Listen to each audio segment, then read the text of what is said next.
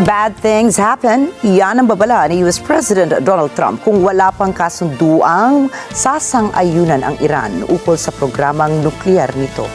Rosel Feria po para sa report. Kasabay ng pahayag ni Pangulong Donald Trump na bad things happen, sinabi niyang kung hindi papasok sa kasunduan ng Iran ukol sa nuclear program nito, maaaring umaksyon ng US pagkalipas ng 10 araw.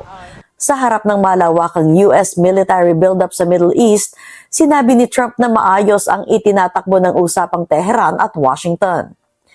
Pero iginiit niyang dapat agad nang umayon ng Iran sa isang kasunduan. Kung hindi, sinabi niyang nangyayari ang masamang mga bagay.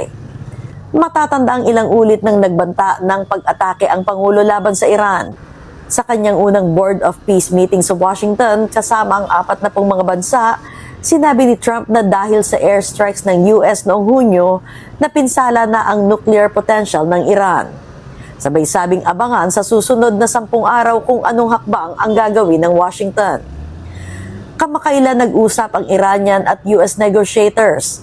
Ayon kay the Iranian Foreign Minister Abbas Araghchi, nagkasundo ang dalawang partido sa ilang guiding principles.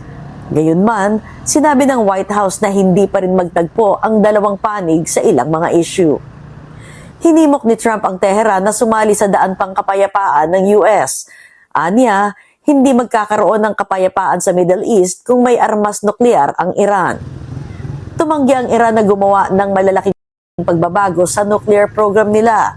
Dati nang inakusahan ng US at Israel ang Iran na nagde-develop ng nuclear bomb. Rosel Feria para sa Mata ng Agila International, trusted, connected, on point.